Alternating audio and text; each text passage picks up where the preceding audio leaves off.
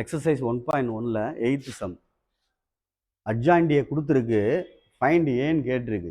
அவன்கிட்ட ஏற்கனவே சொல்லியிருக்கேன், பார்த்துக்கோ. ஏ இன்வெர்ஸ்னு ஒரு கொஸ்டின் கேட்பா, இதே மாதிரி ப்ராப்பர்ட்டியில் வரும். அப்போ பொறுமையாக பார்த்து நிதானமாக செய், சரியா? அட்ஜாயிண்டியை கொடுத்து மணி பார்த்துக்குங்க. ஏ கேட்டால், ஏ இன்வெர்ஸ் கேட்டால் ரெண்டையும் மிங்கிள் பண்ணையில் பார்த்து ப்ளஸ் ஆர் மைனஸ் தான் 1/√ of determinant of adjoint A தான். இதுக்கும் அதே தான், இதுக்கும் 1/√ என்னது மாற்றி எழுதிட்டேன்னா பார்த்துக்கோ. டிட்டர்மினன்ட் வெளியில் வந்துடும். இரு 1/√ ஆஃப் அட்ஜாயிண்ட் ஏ. அதே மாதிரி இல்லையே மாற்றி எழுதுறேனா? அதான் மாற்றி எழுதுறேன், ஏதோ கரெக்டு தானே சொன்னது, பார்த்துக்கோ. 1/√ of adjoint A root of, அதே மாதிரி determinant of adjoint A root of. இதில் எழுதையில் இன்வெர்ஸ் கேட்டிருந்தா 2 டைம்ஸ் எழுதுகிற மாதிரி எழுதிக்கோ. Sorry, 1 time. அட்ஜாயிண்ட் தான். ஏன்னு கேட்டிருந்தா அட்ஜாயிண்ட் இன்ட்டு அட்ஜாயிண்ட் ஏ அப்படின்னு வரும், பார்த்துக்க. ஏ கேட்டிருந்தா பார்த்து பொறுமையாக அட்ஜாயிண்ட் இன்ட்டு அட்ஜாயிண்ட் ஏ அப்படின்னு அர்த்தம். இப்போ ஃபார்முலா என்னன்னு பார்த்துக்க. A equal to plus or minus 1/√ of determinant of adjoint A தான். இதுக்கு டிட்டர்மினன்ட் ஆஃப் அட்ஜாயிண்ட் ஏ தான் 1 தான். ஆனால் இன்ட்டு இங்கே அட்ஜிஏன்னு எழுதியிருக்கோம் இன்வெர்ஸுக்கு, அதுக்கு அட்ஜாயிண்ட் ஆஃப் அட்ஜாயிண்ட் ஏன்னு எழுதியிருக்கேன் பாரு. அட்ஜாயிண்ட் ஆஃப் அட்ஜாயிண்ட் ஏன்னு எழுதியிருக்கு, இந்த இடத்துல பார்த்துக்கோ. அப்போ நான் எதை யூஸ் பண்ணணும் அப்படின்றத நீ தான் யோசிச்சு டிசைட் பண்ணணும். ஏன்னா இதில் ஏ கேட்டிருக்கு, ஃபஸ்ட்டு ஒன்று தான் யூஸ் பண்ண முடியும். அப்போ கிவன் மேட்ரிக்ஸை வந்து ஏன்னு எடுத்துட்டு வா. கிவன் மேட்ரிக்ஸ் வந்து ஏன்னு எடுத்துட்டு, சாரி அட்ஜாயிண்ட் ஏன்னு எடுத்துட்டு, கொடுத்தது அட்ஜாயிண்ட் ஏல அட்ஜாயிண்ட் ஏ 2 -4 2 -3 12 -7 -2 0 2. அப்போ ஏ கேட்டிருக்கனால ஃபார்முலா எழுதையில் plus or minus 1/√ of determinant of adjoint A into adjoint of adjoint A அப்படின்னு எழுதணும். இதுதான் ஃபார்முலா. இந்த ஃபார்முலா டெரிவ் பண்ணையில் first determinant of adjoint A கண்டுபிடிக்கிற அப்படின்னா, இந்த இருக்குது, இதுதான் அட்ஜாயிண்ட்டு. இதுக்கு டிட்டர்மினன்ட் வேல்யூ 2 இருக்கட்டும். கரெக்டாக கண்டுபிடிக்கிறேன், 2 இருக்கட்டும். இதுக்கு நேரம் உள்ளதை விட்டுரு. அணிக்கோவை மதிப்பு 12 2 சார்னு வரும், 24 -0. அடுத்து -4 இருக்கு, ஒரு மைனஸ் சேரும், அப்போ +4. அப்போ அதுக்கு நேரம் உள்ள ரோ காலத்தை விட்டோம்னா 3 2 6 -6 -7 2 14 -14. அடுத்து +2 இன்ட்டு, சரியான்னு பார்த்துக்கோ, 0 +24ன்னு வருது, ரைட். இப்போ 2 இன்ட்டு 24 +4 இன்ட்டு -20 +2 இன்ட்டு 24ன்னு வருது. அப்போ இது வந்து 48ன்னு வருது. மைனஸ் இது ரெண்டு மல்டிபிள் பண்ணால் 18 வருது. இதுவும் என்ன வருது, 48 வருது. அப்போ 96 - 18 வருது. சப்ராக்ட் பண்ணோம்னா 16 வருது. 16 வருது. எதுக்கு? டிட்டர்மினன்ட் ஆஃப் அட்ஜாயிண்ட் ஏ அப்படின்றதுக்கு. அப்போ அதுக்கு அடுத்த ஸ்டெப்பு பார்த்து பொறுமையாக செஞ்சுக்கோ. ஃபார்முலா அப்ளை பண்ணினோட ரூட் எடுத்துக்கலாம், ஒன்றும் பிரச்சனை கிடையாது. இப்போ டேரெக்டாக நான் அட்ஜாயிண்ட் கண்டுபிடிக்கிறேன். அட்ஜாயிண்ட் மேட்ரிக்ஸ்க்கு அட்ஜாயிண்ட் கண்டுபிடிக்க போகிறேன். அப்போ நீ பார்த்துக்கோ, ஹோல் டிரான்ஸ்போஸ் போட்டுக்க.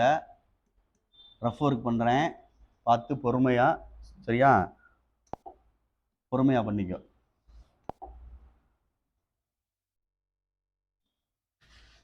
இந்த இருக்கு பார்த்துக்க. 12 -7 0 2. அடுத்து மேலே -4 2 12 -7. நெக்ஸ்ட் இது -3 12 -2 0. அடுத்து 2 மேலே 2 -4. அடுத்த இடமா -3 12. இப்படி கிராஸ் பண்ணு, 24 வருது. இது 0 ஆயிரும். அப்போ ஆட்டோமேட்டிக்காக என்ன வந்துடும், 24. இது ரெண்டும் +14. இது என்ன ஆயிடுச்சு, 6. அப்போ +6 ஆயிரும், அப்படி தானே? +14 +16. அப்போ 24 ஆடா தம்பி, 24.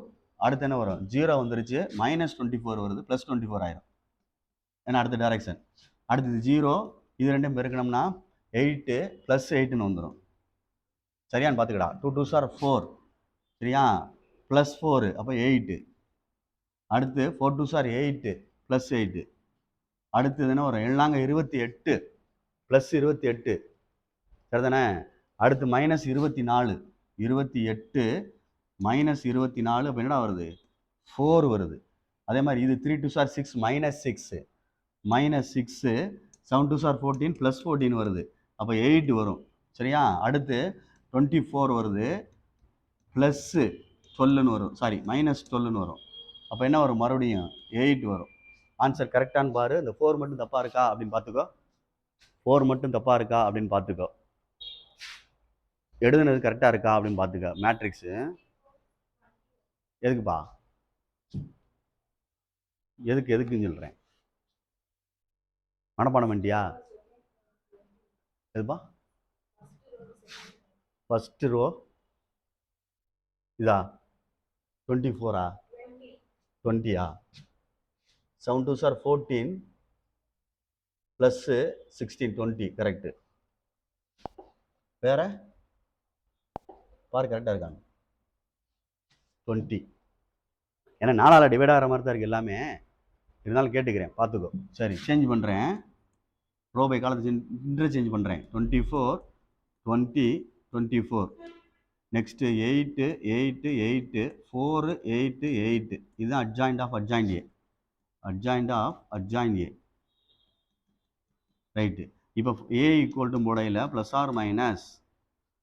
சரியா 1/√, சரியா சொல்கிறது பார்த்துக்கோ. அட்ஜாயிண்ட் ஏ டிட்டர்மினன்ட் ஆஃப் மாற்றி எழுதுறேன்னா மாற்றி கை வருது. இந்த இடத்த பார்த்துக்குங்க. ரூட்டுக்குள்ளே மைனஸ் வரக்கூடாதுன்றதான் ப்ரொசீஜர். அதனால் பார்த்து கரெக்டாக எழுதிக்கோ. √ டிட்டர்மினன்ட் ஆஃப் அட்ஜாயிண்ட் ஏ. ஏன்னா அட்ஜாயிண்ட் ஏல வந்து மைனஸில் ஆன்சர் வந்துடும். அதுக்காண்டி தான் அதை டிட்டர்மினன்ட் பார்த்துக்கோ. அதை into adjoint of adjoint A. ரூட்டுக்குள்ளே மைனஸ் வரக்கூடாது. +or - 1/√16. இதில் வந்து அப்படியே எடுத்து எழுதிரு. 24 8 4 20 8 8 24 8 8. அப்போ வெளியில் எடுத்துட்டோம்னா இது 1/4ன்னு அர்த்தம். ஒரு 4 வேணால் வெளியில் எடு. இதுலேருந்து ஒரு 4 வெளியில் எடு. அப்போ 6 2 1 5 2 2 6 2 2. இது ரெண்டையும் அடிச்சிட்டோம்னா ஏ ஈக்குவல் டு ஆன்சர் வந்து 621 522 622 வருது. ஆன்சர் வெரிஃபை பண்ணு புக்கில் கரெக்டாக இருக்கான்னு பார்த்துக்கோ. என்னப்பா கடைசிலையா? மூணாவது கடைசிலையா? 24 - 12ஆ? 24 - 12. ஆமாம், சாரிடா, இந்த இடத்துல 12 வரும்டா. Correct, very good.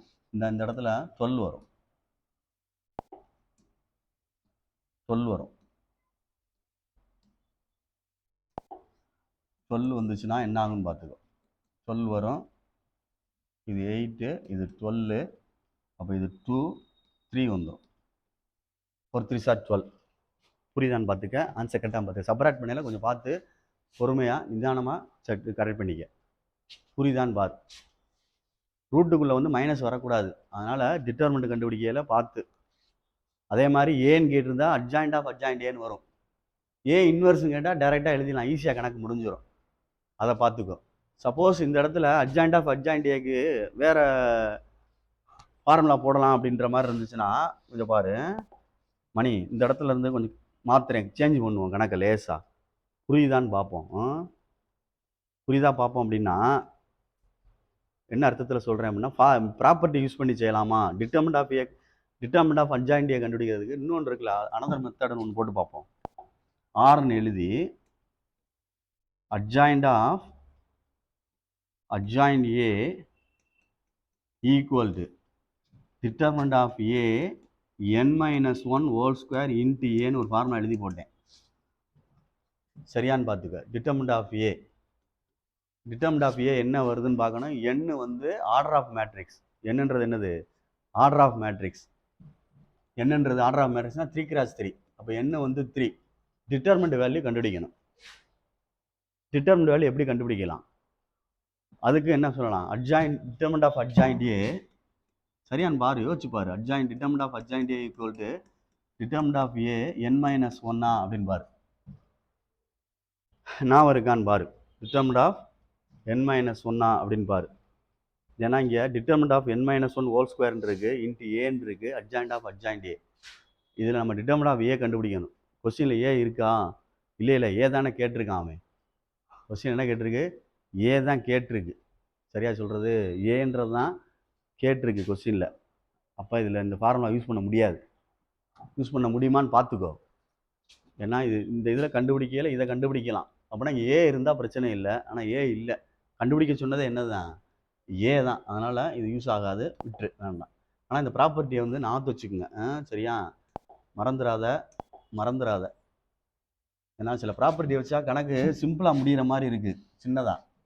அதனால் கொஞ்சம் யோசிக்கக்கூடிய தன்மையை வளர்த்துக்கிட்டோம்னா சரியாக இருக்கும்.